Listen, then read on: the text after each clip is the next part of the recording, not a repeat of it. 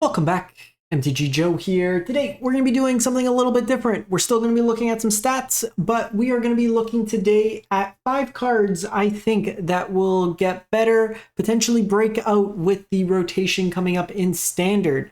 So for those unaware, Standard is finally rotating. They extended 2-year rotation to 3-year rotation, and we are finally going to be getting a rotation with the release of Bloomburrow on MTG Arena. It will be starting on July 30th. So a couple more days, folks, 1 week, and a bunch of cards will be leaving. Kamigawa kind of onward. The sets that are staying are Dominaria onwards are all going to be legal. Sorry, Shieldred's still around. Sorry, Farewell, not Farewell. Sunfall's still around. Farewell is aforementioned farewelling itself. But we're going to look at 5 cards today that I think could potentially see some play. I do encourage you all to drop comments. Let me know what card you think will have the biggest impact post-rotation from existing cards. What you think. It's always a fun kind of exercise to see. We check back in a couple weeks to see, were we right, were we wrong? And it's a fun game to kind of play, to kind of project out where the format is. So we're actually going to be looking at Untapped for some of these stats, and they have a cool feature with like cards. You can look at like play rates included in hand, stuff like that. One thing that we're kind of looking at in some cases that's helping me to kind of draw my attention is this win rate change when drawn. So what is the probability that, or like when you draw this card, what does it influence your win rate in terms of? So I'll explain kind of my thoughts with each card. Welcome to discussion if you disagree for those merits, but that's what I like to kind of do here. So in no particular order, going to jump in. So we have breaches.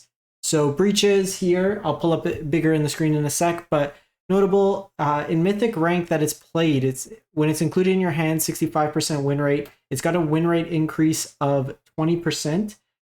Play rate as well as included win rate, very high, but it's only seen play in roughly 0.5% of games in terms. So small sample size, but big impact from the card.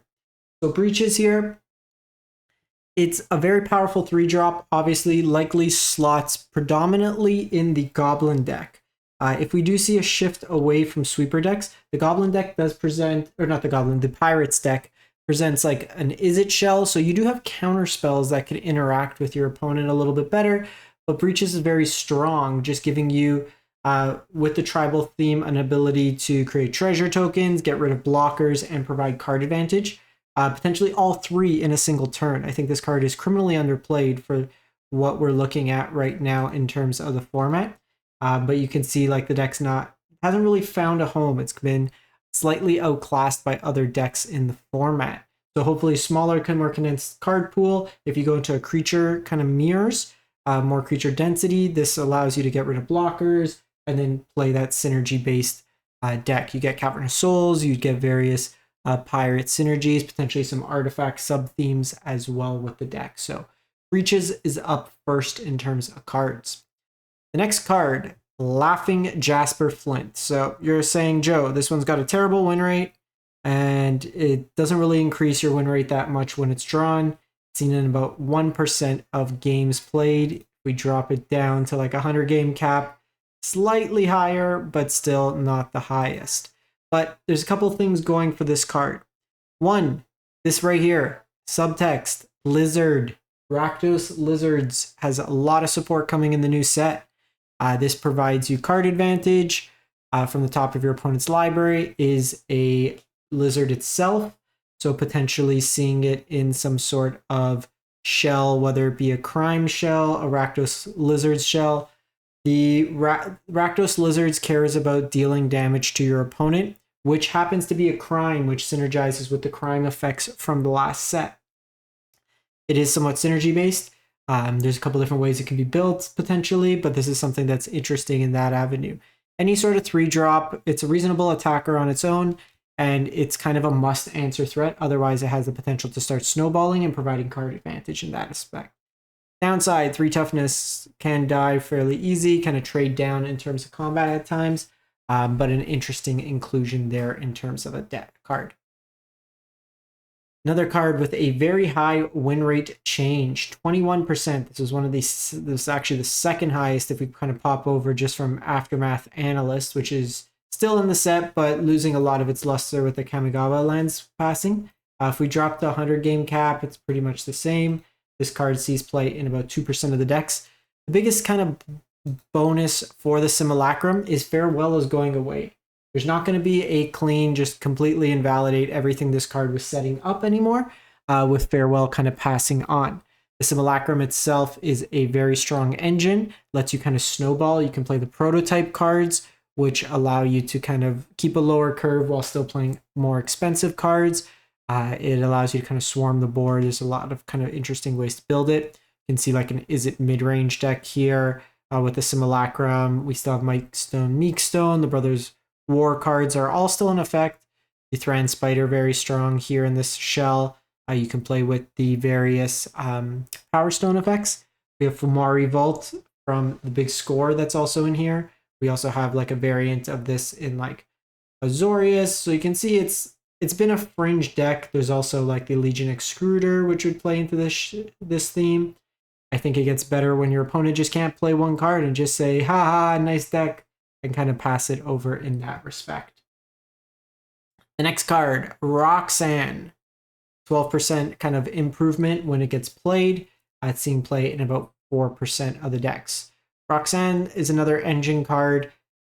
We could see like the ramp decks still exist, but without the domain package of like the lands making it easy to kind of hit, you do kind of lose out on some of the effects of like leyline binding, stuff like that. So it might be a shift.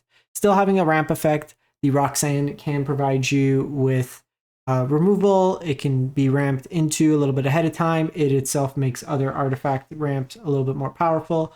I'd seen play, for example, at times like in the sideboard of the Analyst decks. There was like a 5-color domain deck with it in the main board.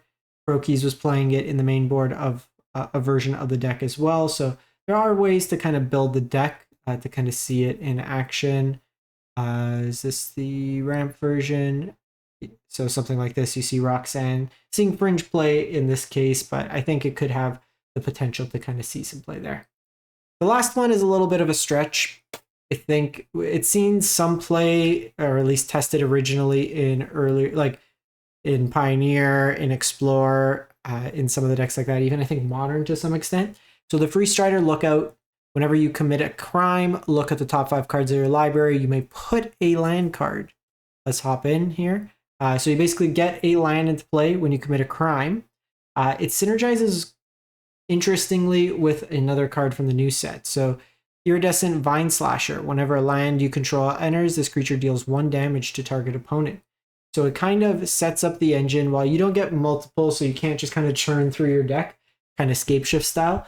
It's an interesting kind of theme where this rewards you for putting lands into play. Then you get some ping damage, which then could potentially trigger the crime.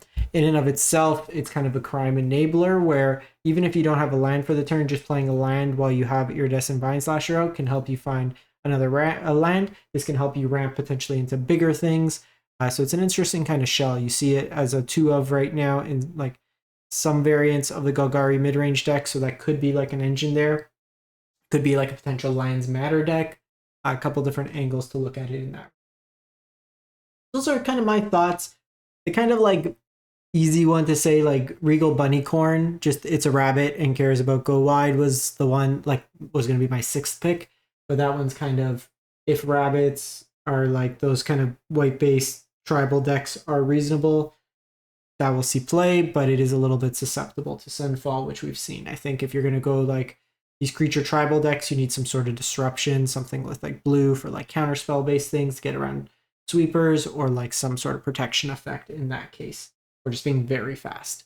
Another card that might be kind of on the lookout, Play with Fire rotates. Shock is still in the format, so that might be what red decks are shifting to. If there is some variant of red-based aggro in the future, usually you want a cheap 1-mana burn spell included in the list. But like I said, welcome your thoughts. Let me know what you think will stand out in the new format. If you disagree with my choices, if you think Breaches, Laughing Jasper Flint, Simulacrum Synthesizer, Roxanne, or Free Strider Lookout are bargain bin trash cards, let me know in the comments. Welcome to folks' thoughts as we kind of build into this new format.